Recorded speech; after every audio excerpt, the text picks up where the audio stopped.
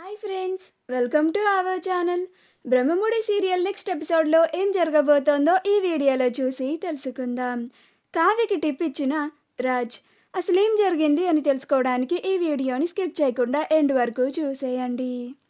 కావ్య అందరికీ ప్రేమగా తన బాధ్యత అనుకొని వంట చేసుకొని క్యారేజీ తీసుకొని వస్తుంది. అప్పుడు రాజ్ కావ్యని ఆపేసి, అసలు నువ్వెవరు, ఇక్కడికి ఎందుకు క్యారేజ్ తీసుకొని వచ్చావని కావ్యని నిలదీస్తూ ఉంటాడు. అప్పుడు కావ్య మాది ఆన్లైన్ డెలివరీ ఫ్రీ సర్వీస్ అని చెప్తూ ఉంటుంది. ఈలోగా అందరూ అక్కడికి వస్తారు. అప్పుడు ఇందిరాదేవి ఏ కోన్ కిస్కాగాడన్నాడు, ఏ బ్రాసి అదవ అన్నాడు, ఏ తింగరి సన్నాస్ అన్నాడు, కావ్య ఎప్పటికీ మా మనవరాలే అని అంటుంది. అప్పుడు సీతారామయ్య కూడా అవునరా రాజ్, కావ్యని నువ్వు భార్యగా వద్దనుకున్నావు, కానీ మేము కావ్యని వద్దనుకోలేదు. ఈ ఇల్లు కూడా ఎప్పటికీ కావ్యని వద్దు అని కూడా అనుకోదు. కావ్య ఎప్పటికైనా ఈ ఇంటి కోడలే, మాకు మనవరాలే అని అంటాడు. రాజ్ అసలైనా నువ్వు ఎవరి పర్మిషన్ తీసుకొని ఇంట్లోకి అడుగు పెట్టావు అని అంటాడు. అప్పుడు ఇందిరాదేవి నా పర్మిషన్తోనే ఈ ఇంటి లోపలికి వచ్చింది. కావ్యని అడ్డుకునే దమ్మెవడుకుంది, నన్ను దాటి రండి అని అంటుంది. అప్పుడు రాజ్ మౌనంగా ఉండిపోతాడు. ఇందిరాదేవి అమ్మ కావ్య, అయినా ఈ మాయలాడితో మనకేంటమ్మా మాటలు, నువ్వు మంచిగా క్యారేజ్ తీసుకొచ్చావు కదా, మనం వెళ్ళి తిందాంరా అని అంటుంది. అప్పుడు రాజ్ మాయలోడా, ఎవరు అని అంటాడు. అప్పుడు ఇందిరాదేవి నువ్వేరా తింగరి సన్నాసి అని అంటుంది. అప్పుడు రాజ్ నానమ్మ నేను మాయలోడినేంటి అని అంటాడు. అప్పుడు ఇందిరాదేవి మరి నువ్వు మాయ చేసే కదరా పందెంలో గెలిచింది, అలానే కదా నువ్వు కావ్యని ఇంటికి కాకుండా దూరం చేసింది. ఎక్కడ కావ్యని భార్యగా అంగీకరించి ఇంటికి తీసుకురావాల్సి వస్తుందో అని కావ్యకి తెలియకుండానే టేబుల్ కింద దూరి మరీ డిజైన్స్ని కొట్టేసి మరీ పోటీలో గెలిచావు. పైగా ఏంటో సొంతంగా స్వశక్తితో గెలిచినట్టు బిల్డప్ ఇస్తున్నావు, బిల్డప్ అని అంటుంది. పోరా అమ్మ కావ్య, నువ్వు నాకు మీ తాతయ్య గారికి మాత్రమే పెట్టమ్మా అని అంటుంది. అప్పుడు సుభాష్ ప్రకాశంలో ఇద్దరు అమ్మా మరి మేము అని అంటారు. అప్పుడు ఇందిరాదేవి వాళ్ళకి కూడా అంటలేమ్మా అని అంటుంది. అప్పుడు రండి మావయ్య గారు, అమ్మమ్మ తాతయ్య గారు మీరు పదండి, నేను మీకు వడ్డిస్తాను అని అంటుంది. అలా ఇందిరాదేవి స్వప్న కూడా వెళ్ళి కూర్చొని నాకు వడ్డించి కావ్య అని అంటుంది. అలా ఇందిరాదేవి, సీతారామయ్య, సుభాష్, ప్రకాశం, స్వప్నలు కూర్చుంటారు. అప్పుడు కావ్య వాళ్ళందరికీ వడ్డిస్తూ ఉంటుంది. ఆ సువాసనలకి రుద్రాణి చాలా టెంప్ట్ అయిపోతూ ఉంటుంది. కావ్య తీసుకొచ్చిన భోజనాన్ని తింటూ ఇందిరాదేవి, సుభాష్, ప్రకాశం, సీతారామయ్య, స్వప్నలు చాలా ఆనందపడుతూ తింటారు. అప్పుడు ఇందిరాదేవి ఎన్నాళ్ళయిందమ్మా కావ్య నీ చేతి వంట రుచి చూసి ఈ రోజుకి మళ్ళీ మాకు ఆ భాగ్యం దక్కింది. ఈ రోజు నీ వంటని మిస్ అవుతున్నామమ్మా కావ్య అని అంటుంది. అప్పుడు కావ్య మీరేం బాధపడకండి అమ్మమ్మగారు, నేను రోజు వచ్చి మీకోసం వండి పెట్టి వెళ్తానులే అని అంటుంది.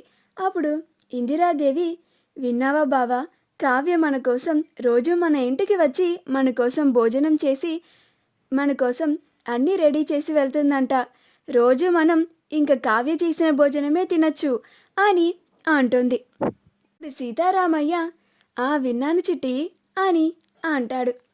అప్పుడు ఇందిరాదేవి కావాలని రాజ్కి వినపడేలాగా అమ్మ కావ్య ఆ ఉప్మా పెసరట్టట్టు ఇంకొకటి ఉందేమో వెయ్యమ్మా, చాలా బాగుంది అని అంటుంది. అప్పుడు రాజ్ అని ఒక్కసారిగా తల పక్కకి తిప్పి మళ్ళీ ఇంకో పక్కకి తిప్పేసుకుంటాడు.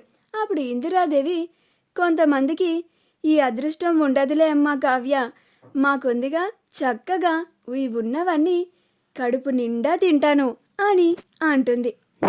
అప్పుడు రుద్రాణి రాజ్ దగ్గరికి వచ్చి మా అమ్మ అంటుంది, మనల్నే రాజ్, స్మెల్ కూడా చాలా బాగా వస్తుంది, ఈ రోజుకి మన పంతం పక్కన పెట్టి కావ్య తీసుకొచ్చిన భోజనం తిందామా అని అంటుంది.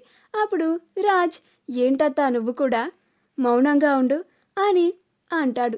అప్పుడు రుద్రాని ఇంక కాసేపు అలానే నుంచొని ఇంక ఉండపట్టలేక డైనింగ్ టేబుల్ దగ్గరికి వెళ్ళి ప్లేట్ తీసుకొని, కావ్య నాకు కూడా కొంచెం పెట్టవా అని అంటుంది. అప్పుడు ఇందిరాదేవి, పెట్టమ్మా కావ్య, సిగ్గు లేకుండా అంటారు, మళ్ళీ సిగ్గు లేకుండా వచ్చి తిండి కోసం అడుక్కుంటూ ఉంటారు.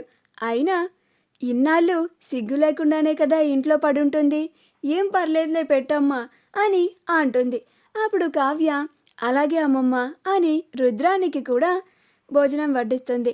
అలా ఒక్కొక్కరుగా వచ్చి తింటూ ఉంటారు. చివరాఖరికి రాజు ఒక్కడే మిగిలితే అప్పుడు ఇందిరాదేవి, రే మొండోడా, నీ మొండితనం పక్కన పెట్టి ముందొచ్చి టిఫిన్ చేయి అని అంటుంది. అప్పుడు రాజ్ కూడా వచ్చి టిఫిన్ చేస్తాడు. ఆ తరువాత కావ్య అందరి కోసం భోజనం తయారు చేయడానికి వంటగదిలోకి వెళ్ళి వంట చేస్తూ ఉంటుంది.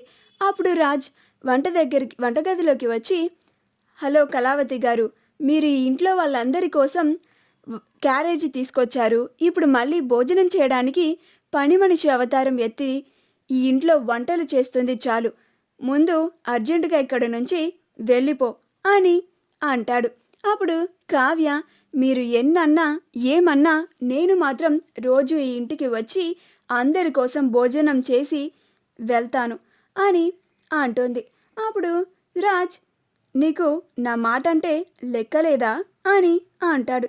అప్పుడు కావ్య, అస్సలు లెక్కలేదు, అయినా మీ మాటని ఇంట్లో ఎవరు పట్టించుకున్నారు చెప్పండి అని అంటుంది. ఆ తరువాత కావ్య అందరికీ కాఫీ చేసి అందరికీ కాఫీలు ఇస్తుంది. అప్పుడు ప్రకాశం, అమ్మ కావ్య, నీ చేతి కాఫీయే కాఫీ అమ్మ, అసలు ఎంత రుచిగా ఉంటుందో, ఎన్ని రోజులయ్యిందో, నా భార్య నన్ను పెళ్లి చేసుకొని ఇన్నేళ్ళయింది, కానీ ఒక్కరోజు కూడా ఇంత రుచికరమైన కాఫీ నా కోసం పెట్టలేదమ్మా అని అంటాడు. అప్పుడు ధాన్యలక్ష్మి కోపంగా చూస్తూ ఉంటుంది. అప్పుడు ప్రకాశం ధాన్యలక్ష్మిని అస్సలు పట్టించుకోడు. ఆ తరువాత కావ్య, అమ్మమ్మ గారు, నేను మీ అందరి కోసం నైట్ డిన్నర్ కూడా ఏర్పాటు చేసేసాను, ఇంక నేను వెళ్ళొస్తాను అని అంటుంది. అప్పుడు రాజ్, హలో కళావతి గారు, ఈరోజు మీరు మా ఇంటికి వచ్చి పని మనిషి అవతారం ఎత్తి మా ఇంట్లో వాళ్ళందరికీ భోజనం పెట్టారు. మీరు పెట్టిన భోజనం అంతా మా ఇంట్లో కుటుంబ సభ్యులందరికీ నచ్చిందంట, అందుకని నేను మీకోసం ఈ టిప్ ఇస్తున్నాను అని డబ్బులని ఇస్తాడు. అప్పుడు కావ్య ఆ డబ్బులని తీసుకొని థ్యాంక్స్ అని వెళ్ళిపోతూ ఉంటుంది. అక్కడ ఉన్న వాళ్ళంతా అలానే ఆశ్చర్యంగా చూస్తూ ఉంటారు. మా వీడియో కనుక మీకు నచ్చినట్లయితే లైక్ చేయండి, షేర్ చేయండి, మా ఛానల్ని సబ్స్క్రైబ్ చేసుకోండి, పక్కనే ఉన్న బెల్ ఐకాన్ని క్లిక్ చేయడం మాత్రం మర్చిపోకండి.